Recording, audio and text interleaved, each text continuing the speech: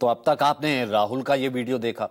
Normal video को edit करके उसे सोशल मीडिया पर डालते हैं तो उसके खिलाफ नया गाइडलाइन बिल्कुल चुप है। हां, जिसको बदनाम किया गया है वो अगर मानहानि का मुकदमा कर दे, डेफेमेशन, तो उसके लिए अलग कानून है। अब जैसा कि गृहमंत्री अमित शाह के केस पे हुआ, किसी को बदनाम करने का ठेका सिर्फ बीजेपी वालों ने नहीं ले रखा, कांग्रेस भी इससे कम नहीं है। ऐसा ही एक वीडियो गृहमंत्री अमित शाह का है। पहले अमित शाह का वो वायरल वीडियो सुनिए। भारतीय जनता पार्टी की सरकार बनेगी तो एक गैर संवैधानिक एसटी और ओबीसी का है वो रिजर्वेशन को हम समाप्त कर देंगे। रिजर्वेशन को हम समाप्त कर देंगे। ये बात साल 2023 की है। इसी साल नवंबर में तेलंगाना के विधानसभा चुनाव होने थे। उसकी तैयारी में बीजेपी जुटी थी। केंद्रीय गृह मंत्री अमित शाह भी तेलंगाना के अलग अलग इलाकों में अपनी पार्टी के कैंपेन को धार दे रहे थे। इसी दौरान उन्होंने चेवेल्ला के केवीआर ग्राउंड में एक जनसभा को संबोधित किया, जिसमें उन्होंने लंबी स्पीच दी थी।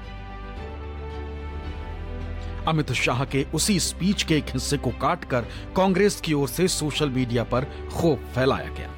चुनावी मौसम में पार्टी की छवि को खराब होता देख बीजेपी भी एक्शन में आ गई। खुद अमित शाह ने अपने ट्विटर हैंडल पर इसका असल वीडियो शेयर किया। भारतीय जनता पार्टी की सरकार बनेगी तो एक गैर संवैधानिक एसटी और ओबीसी का है वो रिजर्वेशन को हम समाप्त कर देंगे। रिजर्वेशन को हम समाप्त कर देंगे। मैं यहां कहकर जाता हूं, भारतीय जनता पार्टी की सरकार बनेगी तो एक गैर संवैधानिक मुस्लिम रिजर्वेशन को हम समाप्त कर देंगे।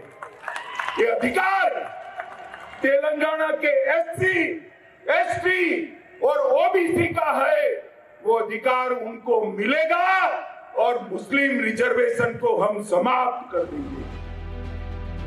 यानी अमित शाह कह रहे हैं कि मुस्लिम रिजर्वेशन खत्म कर देंगे। अमित शाह बिल्कुल संविधान के मुताबिक बोल रहे हैं, लेकिन मुस्लिम रिजर्वेशन को हम समाप्त कर देंगे वाली लाइन को ओरिजिनल वीडियो से गायब कर दिया गया। चूंकि सीधे सत्ता को चुनौती दी गई थी तो कार्रवाई भी होनी थी। 7 दिन के भीतर ही गुजरात के अहमदाबाद से 2 लोगों को गिरफ्तार किया गया। एक आरोपी कांग्रेस विधायक जिग्नेश मेवाड़ी का पीए और दूसरा आम आदमी पार्टी का कार्यकर्ता था। इस केस में असम के एक आरोपी को गिरफ्तार किया गया था। इसके अलावा इस मामले में दिल्ली पुलिस की intelligence fusion and strategic operations unit ने सबसे पहले 8 राज्यों के 16 लोगों को सम्मन भेजा था। सभी की आईएफएसओ यूनिट के सामने पेशी भी कराई गई। जिन 16 लोगों को सबसे पहले नोटिस भेजा गया था, उनमें से 6 लोग तेलंगाना कांग्रेस के सदस्य हैं, जिनमें मुख्यमंत्री रेवंत रेड्डी भी शामिल हैं।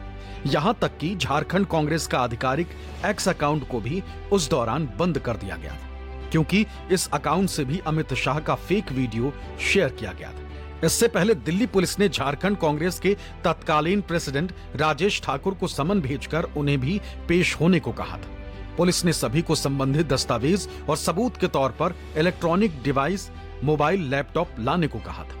तेलंगाना के सीएम रेवंत रेड्डी को भी कई बार दिल्ली पुलिस इस मामले में पूछताछ के लिए बुला चुकी। यहां तक कि दिल्ली पुलिस ने अपनी टीमों को झारखंड, राजस्थान, उत्तर प्रदेश, मध्य प्रदेश, हरियाणा, नागालैंड में जांच के लिए भी भेजा था।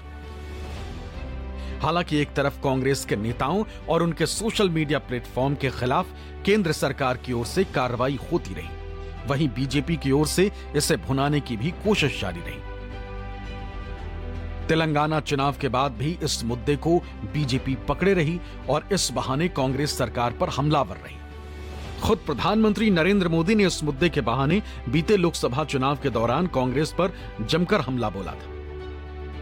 अब इनकी हालत ये है कि झूठ नहीं चलता है तो हमारे चेहरा उसको उपयोग करके, आर्टिफिशियल इंटेलिजेंस का उपयोग करके उनकी मोहब्बत की दुकान में फेक वीडियो बिकने लगे हैं।